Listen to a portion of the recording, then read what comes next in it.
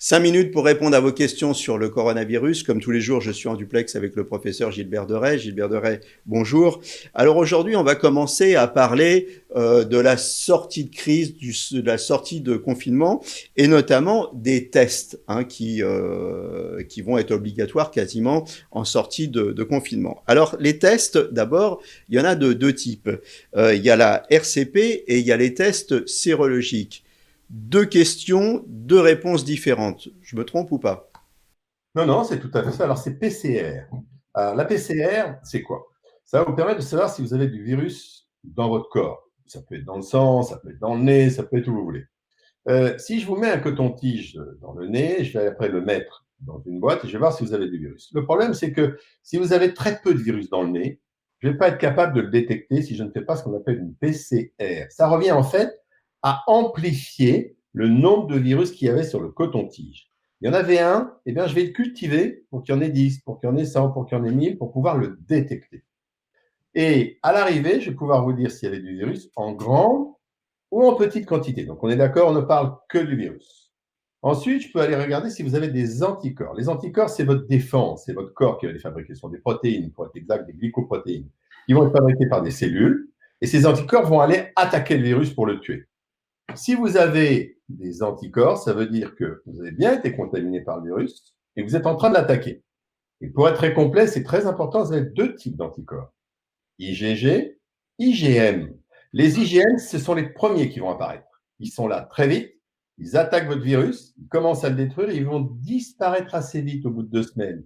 Et la suite va être prise par ceux qu'on appelle les IgM, légèrement décalés, et c'est ceux-là qui vont rester avec le temps. Je résume, on peut détecter vos antigènes, c'est-à-dire le virus par la PCR, on peut détecter les anticorps, la réponse de votre corps, il y a les IgM qui sont tout de suite, qui vont vite disparaître, et les IgG qui vont rester avec le temps.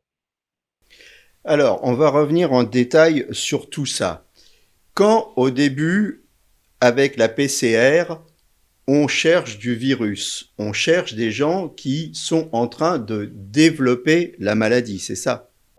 C'est exactement ça. Alors, ça va dépendre du moment où vous le cherchez. Hein. Si c'est au début, ils sont en train de la développer. Si vous le cherchez 7 jours plus tard ou 15 jours, ils ont déjà les signes. Donc ça, c'est la fameuse charge virale qui augmente au fur et à mesure qu'on développe la maladie et qui va commencer à baisser ensuite. Exact. C'est ça. Ensuite, avec les tests sérologiques, si j'ai bien compris, ce qu'on cherche, ce sont les anticorps. Donc là, c'est les gens qui commencent à se sortir de la maladie ou qui sont sortis de la maladie, c'est ça? Voilà, ils se défendent, ils fabriquent leurs anticorps pour tuer les virus.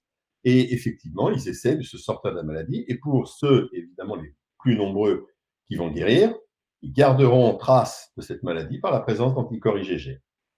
Donc, si on se résume et si on simplifie encore, PCR, ça va détecter les malades et le test sérologique, ça va détecter les personnes qui sont immunisées parce qu'ils ont été soit malades et ils ont vaincu la maladie, soit ce sont des porteurs sains. C'est ça?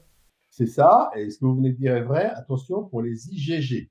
Les IgG, les anticorps, c'est ceux-là qui vont rester. Si vous voyez des IgM, on est en cours de la maladie. Alors, IgG, IgM.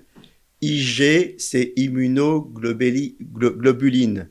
C'est ça? Oui, Et il y en a deux types, les M et les G. Les G, c'est les gamma, c'est ça? c'est ça. Alors, il y en a de plein d'autres types, mais ceux qui vont nous intéresser là, c'est M et G. Et D'accord. quand vous verrez vos résultats, parce que ce que je vous dis, c'est très pratique, le laboratoire vous rendra un résultat exactement comme ça. Hein. Il vous mettra IgM, IgG. Est-ce que ces fameux tests, ce sont ceux qu'on voit avec une petite, en prélevant une petite gouttelette de sang, c'est ça? Vous avez deux possibilités, soit la prise de sang, soit au bout du doigt.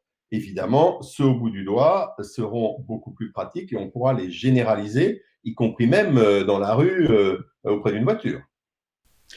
Voilà, bah écoutez, j'espère que vous avez un peu mieux compris la différence entre les différents tests. On se revoit très bientôt pour préciser tout ça.